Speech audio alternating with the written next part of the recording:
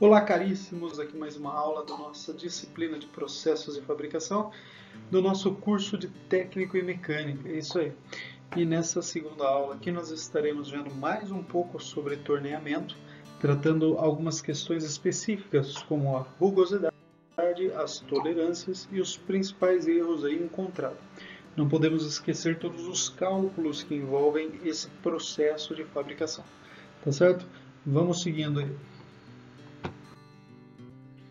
Então, para iniciar a tratar sobre todas essas diversas operações, nós precisamos conhecer as ferramentas com que utiliza o torno.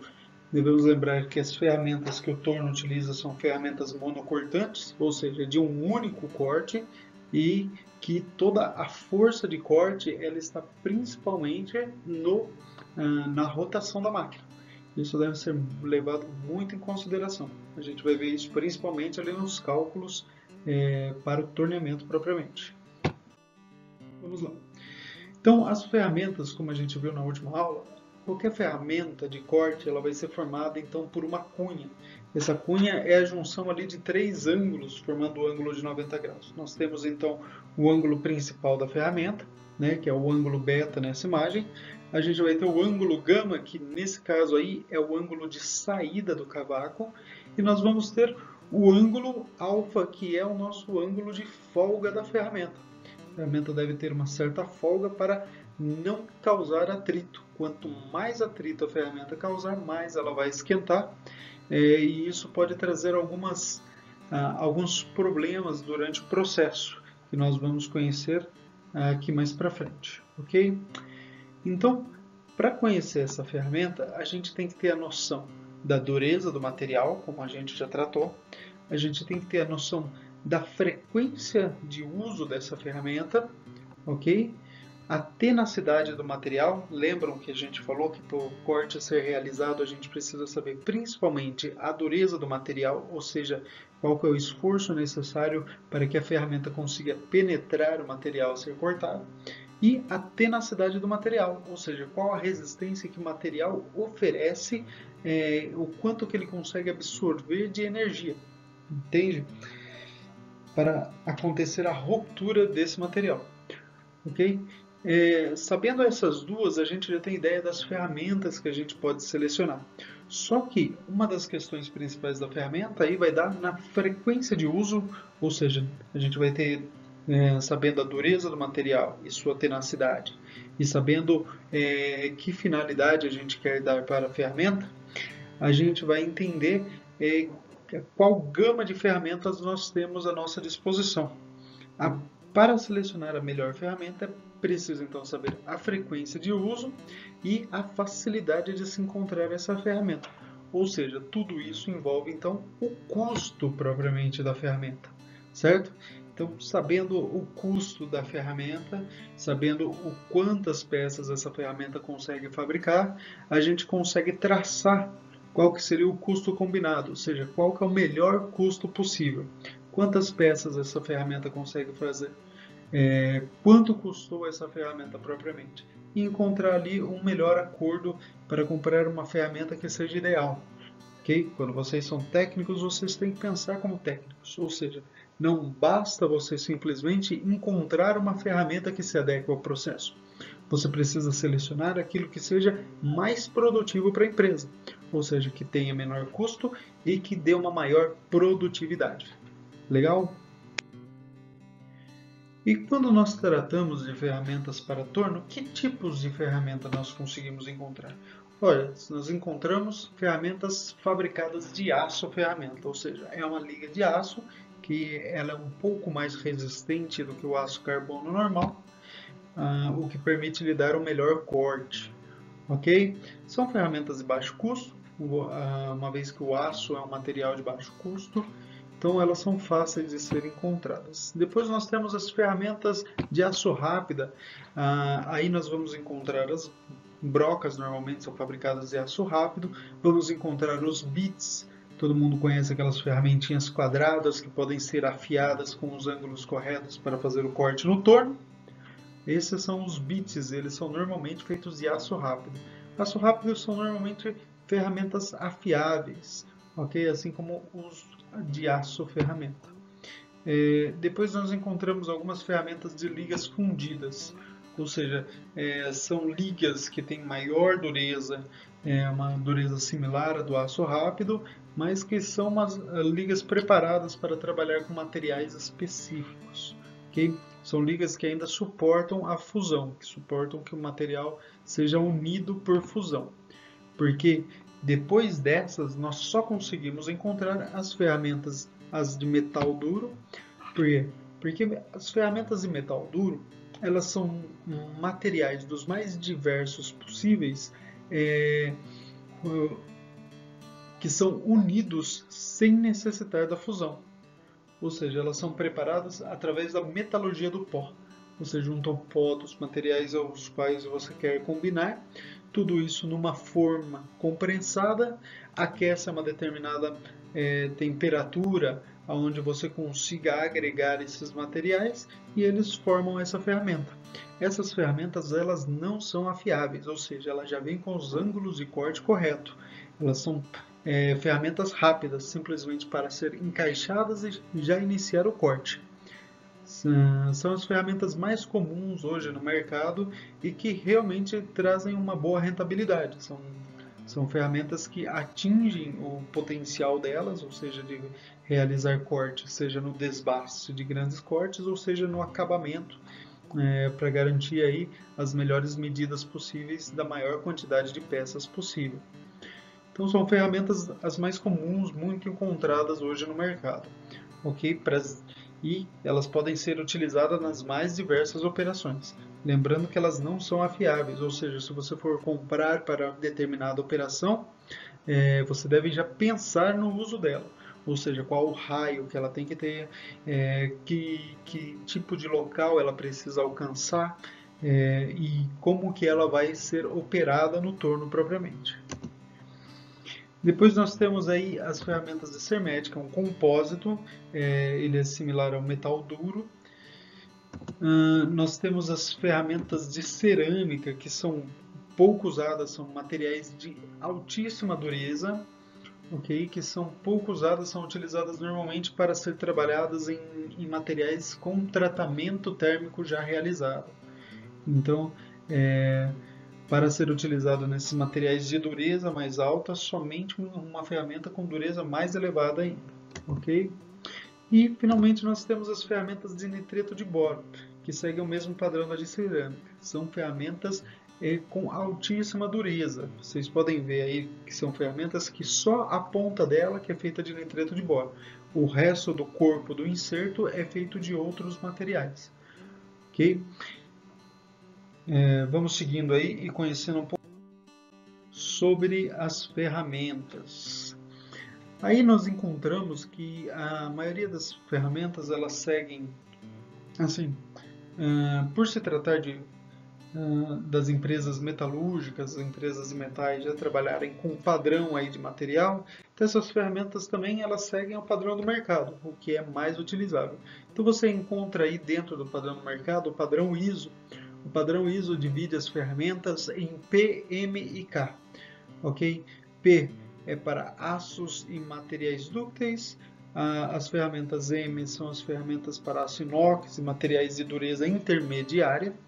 E as ferramentas K são as ferramentas para ferro fundido e latões. Perceba as principais diferenças entre esses materiais. Nós temos ali um material bastante dúctil, ou seja, um material que ele é facilmente transformado em fio, então você precisa de ferramentas, são ferramentas que são fáceis de ser realizado o corte ali, então qualquer ferramenta conseguiria fazer o corte, só que essas ferramentas, normalmente elas são pensadas também para fazer a quebra de cavaco. O que é a quebra de cavaco? Quando você está realizando um corte na peça, você sabe que ao extrair material, eles poderão sair em formato de fio. Um material dúctil, ele normalmente sai em formato de fio, ou seja, ele sai uma grande quantidade de material que pode se enrolar na ferramenta e causar algo indesejado, como se prender ao metal, se prender na peça, ou mesmo tirar a ferramenta do seu ângulo do seu ângulo de ataque propriamente. Então, e sem contar, as casas pode causar um acidente ao operador ou um acidente na máquina propriamente, com esse fio sendo enrolado a peça. Então, você quer tirar uma grande quantidade de material, se vai criar muito fio, você pode ter um problema ali ao estar extraindo o material dessa peça. Então, o que você precisa? Você precisa de algo que corte, mas ao mesmo tempo que quebre isso que está sendo cortado. Então você encontra aí dentro das ferramentas P, principalmente, uma gama aí de ferramentas que tem uma quebra de cavaco. Elas têm ângulos diferenciados para quando o cavaco chegar a determinado ponto, ele mesmo se quebre e não forme o fio. É uma das tecnologias que vem sido desenvolvida aí ao longo do tempo para eliminar esse problema, que é um problema comum aí na mecânica. Okay? Você tem aí o aço inox, ou os materiais de dureza intermediária. O aço inox tende a ser um material com uma tenacidade um pouco mais elevada e com uma dureza também, diria, intermediária. Então, você consegue cortar ele utilizando a ferramenta certa, mas ele é um material que tende devido ao atrito, a se grudar, a se prender na ferramenta. Existe inclusive um nome próprio para esse defeito desse material. Então, para evitar esse tipo, você precisa dos ângulos corretos de ferramenta que causem a menor quantidade de atrito possível. Inclusive o material tem que ser um material selecionado para a ferramenta, que ele corte da melhor forma, causando o menor atrito possível e que não sofra alterações com calor, ao mesmo tempo que não permita que aconteça esse engaste que acontece do cavaco na ferramenta, que acontece normalmente pelo calor e pelo atrito.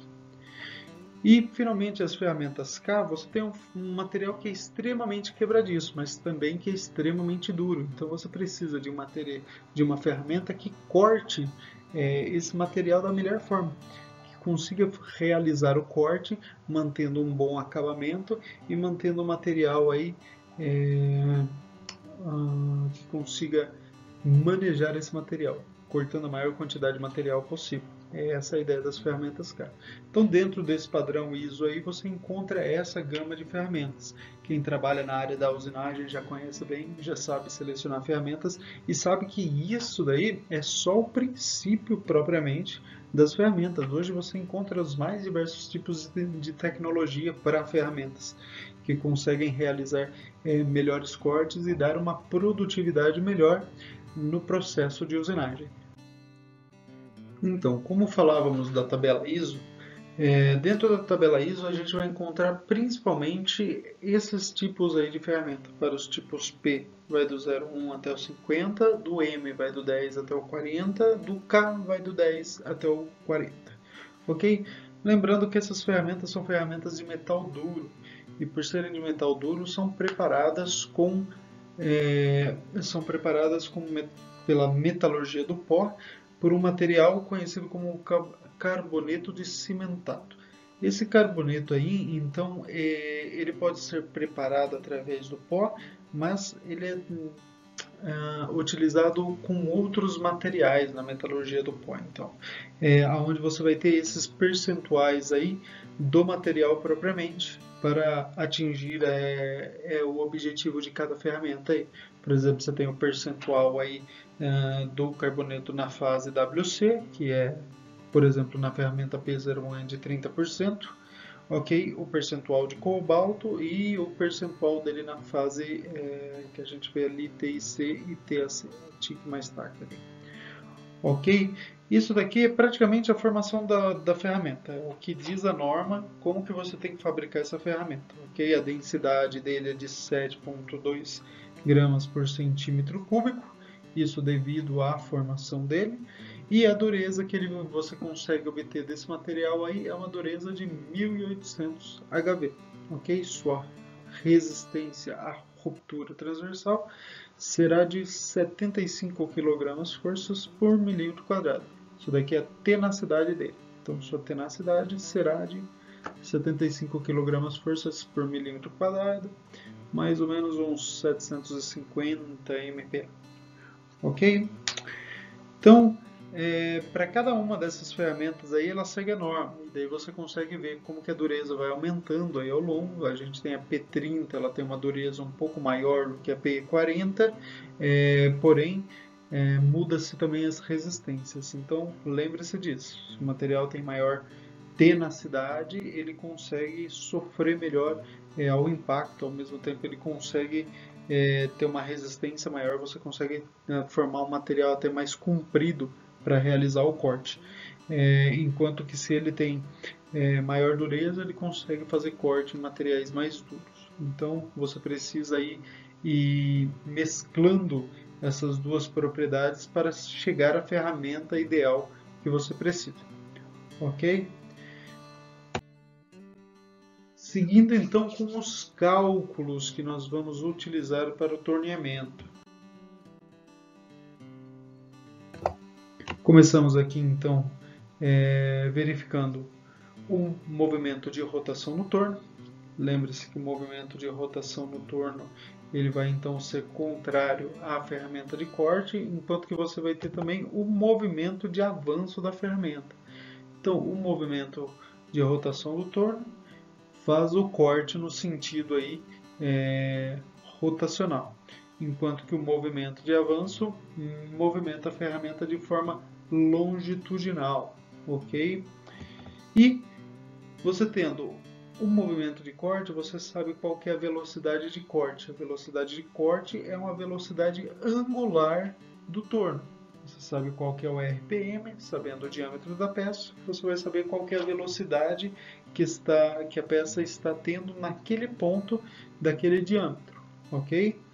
Enquanto que o avanço da ferramenta ele segue de forma longitudinal. Então você tem aí um eixo da velocidade de corte, você tem o eixo aqui da velocidade de avanço. A partir desses dois eixos você consegue medir qual que é o seu movimento efetivo, ou seja, qual que é a sua velocidade efetiva de corte no torno, ok?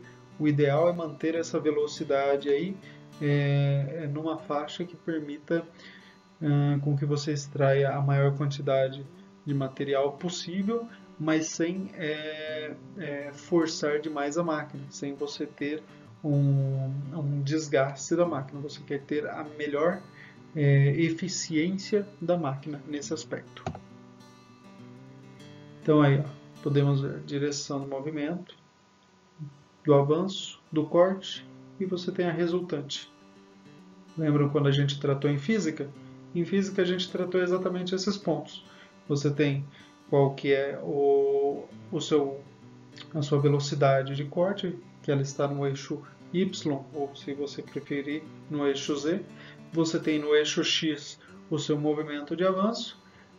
Através aí dos dois vetores, você consegue calcular o seu terceiro vetor, que daí vai ser a sua velocidade efetiva, aquilo que realmente está acontecendo.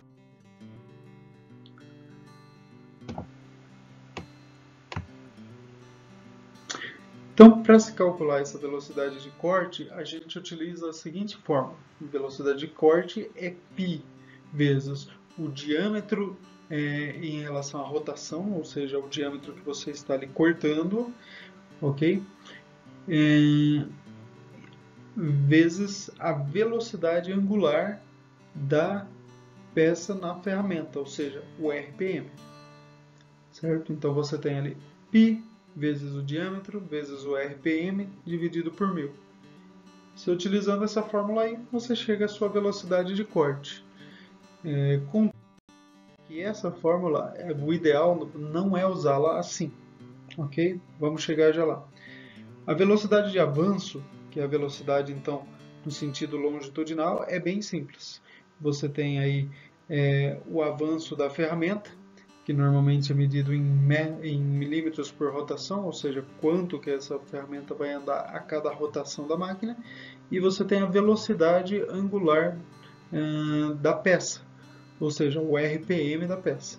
Você multiplica o avanço da ferramenta vezes o RPM, você vai ter a velocidade de avanço. E ela vai ser dada em milímetros por minuto. Perceba que aqui não está sendo trabalhado dentro do sistema internacional, mas são os cálculos que são efetivos, que são mais úteis para ser trabalhado com o turno. Então, eu dizia para vocês que aquela fórmula não vai ser muito usual daquele jeito, por quê? Porque na verdade você vai utilizá-la de forma invertida. Em vez de você calcular em vez de você usar o RPM para poder calcular a velocidade de corte, você vai fazer o inverso. Você sabendo que material você já vai trabalhar, você vai utilizar uma velocidade de corte já própria para esse material. Ou seja, se você trabalha com aço macio, que é o aço 1020, 1015, você pode usar uma velocidade de corte aí, para desbaste, utilizando o aço rápido de 20 a 40 metros por minuto. Ok? Ou seja, no avanço você utilizaria 1 milímetro de avanço e na penetração 8 milímetros de penetração. É bastante coisa, ou seja, você conseguiria tirar aí no diâmetro 16 milímetros. Para o aço rápido é realmente bastante coisa. Ok? No metal duro você já consegue coisas ainda maiores, ou seja, você conseguiria utilizar uma velocidade de corte de 50 a 70, utilizando um avanço de 1,5 milímetro por rotação, ou seja, ele vai andar 1,5 milímetro a cada rotação da peça, e a penetração de 10 milímetros, ou seja, você tiraria 20 milímetros de uma vez no corte. Em cada rotação sairia praticamente aí 10 milímetros, praticamente a secção do cavaco seria 15 milímetros. A secção do cavaco seria o avanço de 1,5 milímetro por rotação, multiplicando a penetração que você entrou da ferramenta no diâmetro. Ou seja, 15 milímetros de cavaco é bastante coisa de cavaco. Okay? Considerando aí essa velocidade de corte de 50 a 70, o que eu dizia para você? Você vai pegar essa velocidade de corte, trabalhar aquela fórmula da forma inversa, ou seja, você já tem a velocidade de corte e o que você quer saber é o RPM. Então você inverte a fórmula e você vai ter que o RPM vai ser igual a 1000 dividido por π vezes o diâmetro vezes a velocidade de corte. E nisso você chega ao RPM.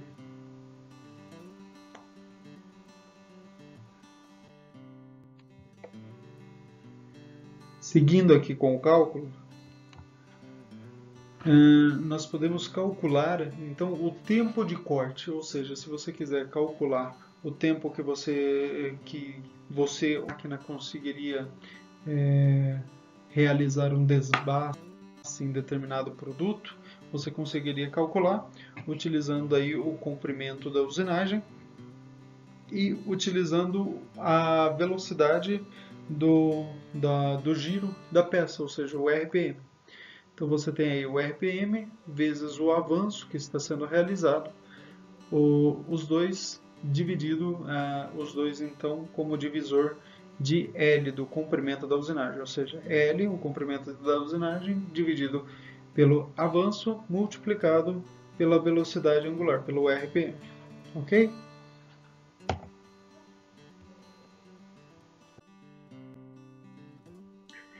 O tempo de corte que nós calculamos foi o tempo de corte para o corte longitudinal, ou seja, você fazer um torneamento externo, certo? Mas se você for realizar um torneamento na face, também é possível calcular. Você vai considerando que a peça tenha furos. Se você considerar a peça em furo, é só colocar que o D minúsculo é zero. Considerando o D maiúsculo, que é o diâmetro maior da peça, menos o D minúsculo, que seria o diâmetro do furo da peça, tudo isso daí dividido por duas vezes o avanço transversal, ou seja, a velocidade com que você está penetrando na peça, multiplicado pelo RPM da peça. se você fizer essa formulazinha, você consegue chegar a qual que é o tempo do corte na face que você está.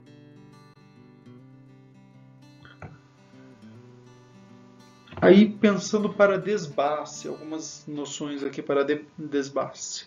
O melhor avanço a se utilizar no desbaste deve sempre considerar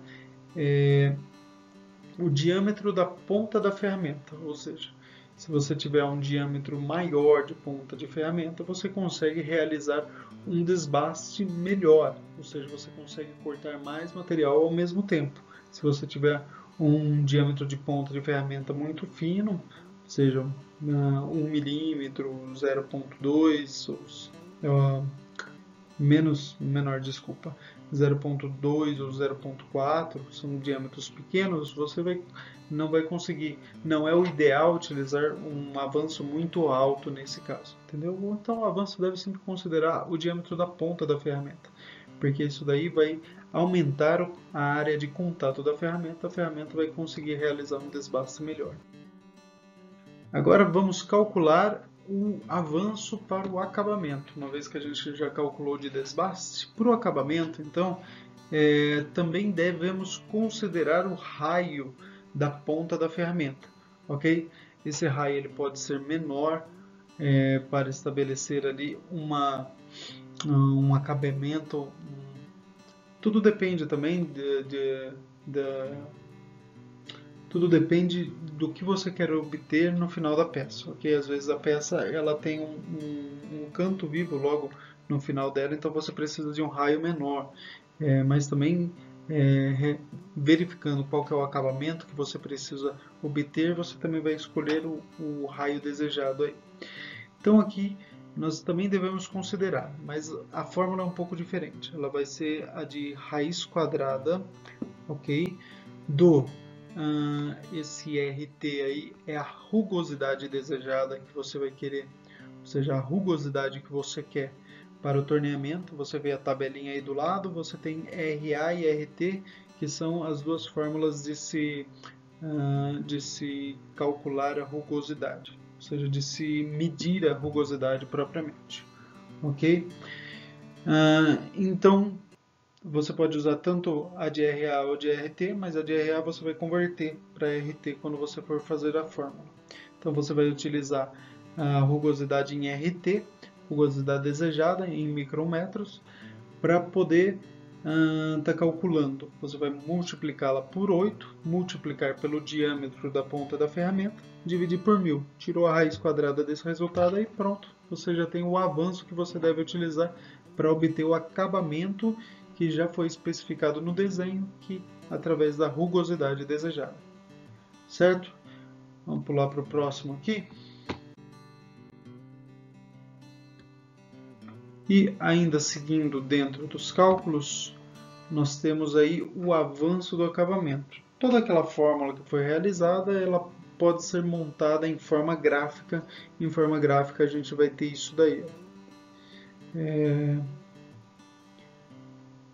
Vendo aí, o crescimento da rugosidade em relação ao avanço da ferramenta em milímetros por F de frequência, ou seja, milímetros por volta, ok?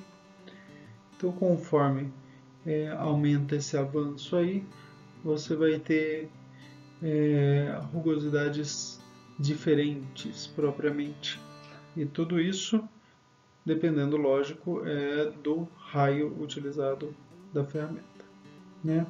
No caso ali ele dá alguns diâmetros, mas também seria o diâmetro da ferramenta nesse caso. Mudando agora um pouco de assunto, nós iremos tratar um pouco sobre a precisão e os erros comuns de usinagem, ok?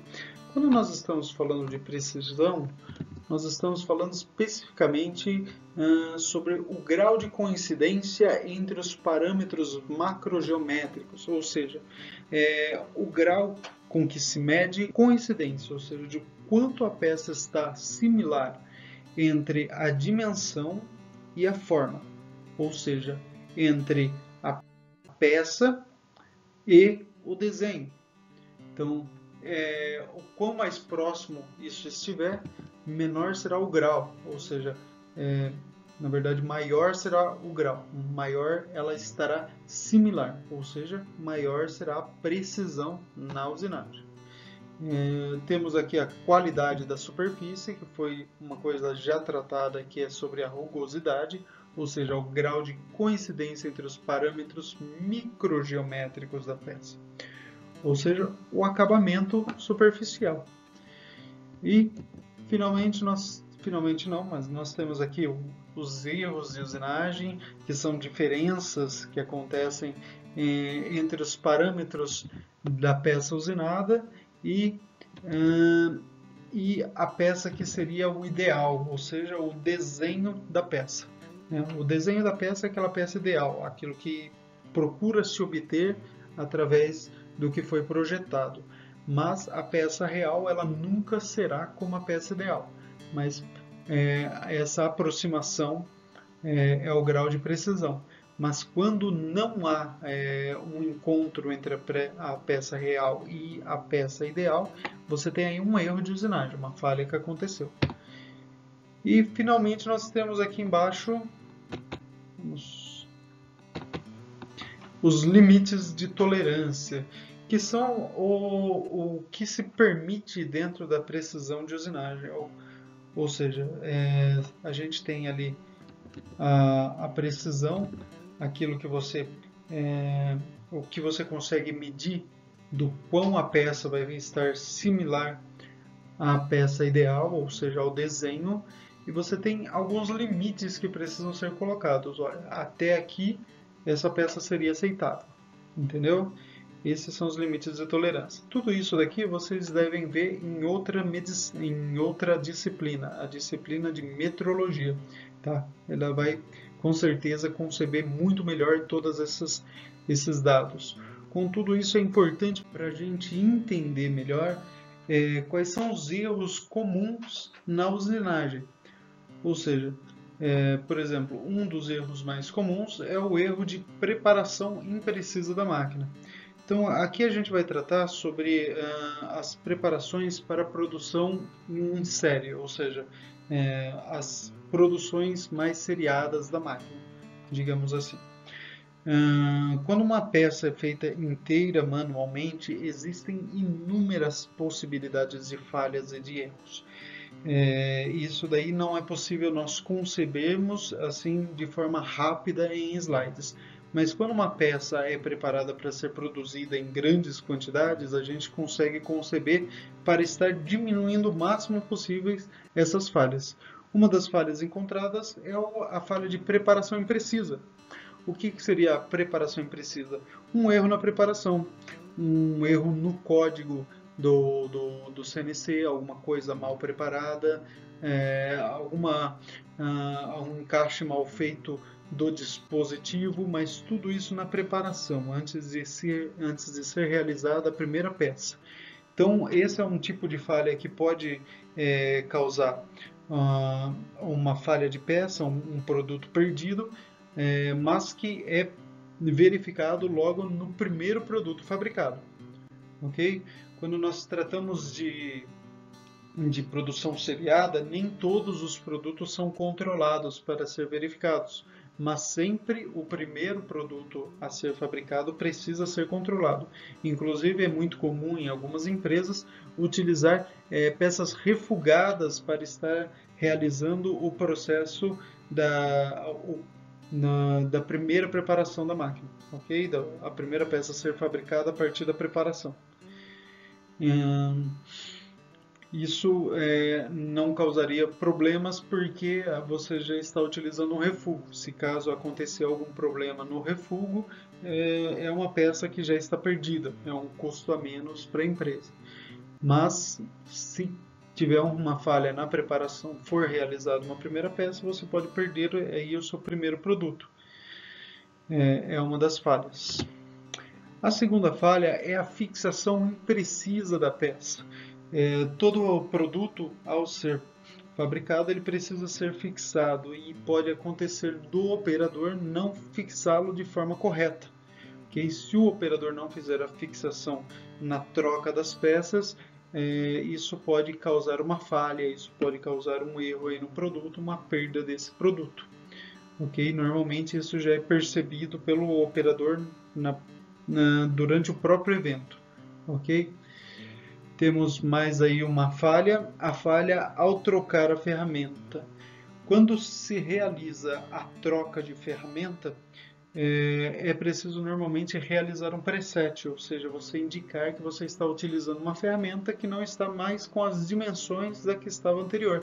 A ferramenta que estava anterior provavelmente estava gasta, estava um pouco menor, estava com uma folga já controlada, que você já presetou na máquina para que não tivesse problemas. Enquanto que quando você troca uma ferramenta, você deve considerar isso, então você deve realizar esse preset. Todas essas falhas aqui colocadas são falhas humanas, falhas comuns que normalmente acontecem na produção seriada, na produção de várias peças. E são as falhas mais comuns que acontecem. Contudo, existem também os fatores improváveis do processo, ou seja, pode acontecer uma quebra de ferramenta. Uma quebra de ferramenta é algo que não estava previsto, que não tinha como se prever, como perceber. Nós temos outros fatores improváveis, como quebrar o suporte da ferramenta, um defeito na máquina, um defeito de manutenção da máquina. Todas essas causas improváveis a gente não considera, são causas que normalmente não aconteceria, ok? Lógico que em questão de manutenção ou em questão de certos cuidados, quando você vai mais a fundo eliminar essas falhas, você precisa considerá-las e tratar de forma a eliminar ela totalmente, ou seja, você coloca um pré-processo para estar eliminando isso. Se é comum acontecer falhas e quebra de ferramenta, a ferramenta precisa ser testada antes ou precisa ser trocada com mais frequência. Se acontecem problemas por causa de falha da máquina, você precisa estar mantendo a manutenção da máquina mais ativa. Os manutentores precisam estar agindo mais vezes na máquina para que isso não aconteça. E você tem outras pequenas falhas aí que podem acontecer, mas que se elas forem frequentes, elas precisam ser tratadas com maior cuidado. Aqui nós colocamos as falhas mais comuns, que são falhas humanas, as 3 primeiras ali. Preparação imprecisa, uma falha humana na preparação da máquina, a fixação imprecisa, que quando o operador não coloca a peça fixada da forma correta, e finalmente a falha ao trocar a ferramenta. Se o operador trocou a ferramenta e não presetou, não fez os ajustes que eram necessários, isso daí vão ocasionar em erros comuns, ok? Perda inclusive de produtos aí. Seguindo então, quais são os métodos que nós podemos praticar para obter uma precisão dimensional, para conseguir peças mais próximas do ideal? A prática mais comum e executada, principalmente quando a peça é executada toda manualmente, é pela tentativa e erro. Ou seja, você faz todo o teste e verifica, e você faz de novo e verifica. E, por exemplo, você está torneando um diâmetro, vamos voltar ao exemplo de 35. Você torneou até 36, você vai tentar aproximar um pouco mais, tentar tirar mais 4 décimos no raio. Isso vai deixar com 35,2. Ok? Depois você vai aproximar mais. E verificando ali qual que é a precisão do seu torno, você sabe até onde você consegue ir para chegar à precisão final da peça. Ok? Então é pela tentativa e erro, é mais utilizado nas formas mais manuais de uso da máquina. Ok? Mas ela também pode ser dimensionada de certa forma quando você está fazendo uma preparação da máquina. Você vai fazer uma preparação, sempre a primeira peça, aquela que pode ser inclusive executada com outro material ou com uma peça refugada, você pode realizá-lo fora como uma tentativa para verificar se há algum problema, se você conseguiu fazer o preset perfeito, se você vai conseguir chegar ao dimensional que é exigido pelo design. Nós temos também aí as ferramentas de forma fixa. Isso hoje em dia é pouco usual, mas antigamente era mais comum. Então, quando você tinha um determinado produto que você precisava torneá-lo, você poderia preparar a ferramenta no formato que ele precisava, o formato final. Então você não precisava se preocupar com a dimensão ou a rugosidade que ele iria ficar, porque tudo isso seria dado pela ferramenta, que já teria o formato para ele manter as dimensões exigidas e a rugosidade exigida. Okay? Você tem o uso de máquinas presetadas, como eu falei ali em cima, e os dois primeiros são praticamente de uso mais manual da máquina. Mas quando você está fazendo quando você está utilizando máquinas mais automatizadas ou máquina que você colocou fez um preparo na máquina para realizar uma única operação, você pode fazer um preset na máquina, fazer com que a máquina ela chegue até aquele ponto, você coloque algum dispositivo que fixe o ponto máximo que a ferramenta pode ir para chegar à dimensão final, a máquina já ter algum processo, algum dispositivo que facilite a entrada da ferramenta e diversos outros presets, pequenas automatizações que você faz para fazer com que que não seja o operador o responsável pela precisão no seu produto. Ou seja, a precisão do produto fica no preset da máquina, fica no preparador. O preparador, ao acertar a máquina, ele consegue deixar a máquina pronta para realizar diversos produtos. Finalmente, nós temos ainda o uso de dispositivos guias, que também entraria dentro aí do preset, ou seja, um dispositivo que já que vai guiar a ferramenta para dar a forma ideal para a peça. Isso daí posso trazer para vocês o exemplo da aula passada do torno copiador. No torno copiador você vai estar utilizando uma peça pronta como dispositivo guia para guiar a ferramenta e dar a forma ideal à segunda peça que está sendo fabricada. Ok? E finalmente nós temos o uso de máquinas de comando numérico.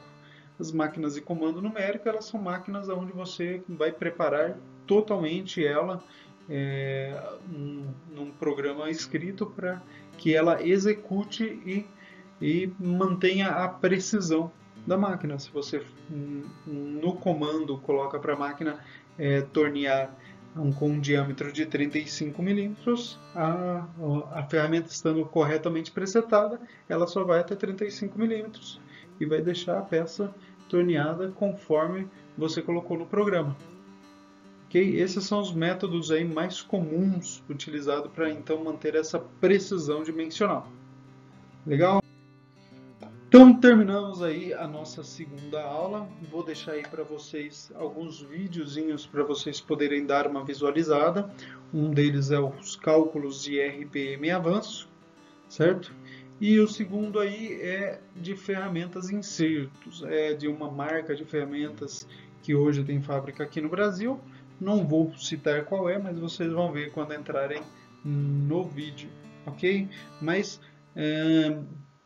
esse vídeo traz aí as principais ferramentas, as ferramentas de uso comum e as tecnologias que essa empresa vem utilizando aí, não só na fabricação das ferramentas, mas as tecnologias que as ferramentas têm para trazer mais avanços, como aquela tecnologia que eu falei do quebra-cavaco, entre outras coisas aí que essas ferramentas estão utilizando.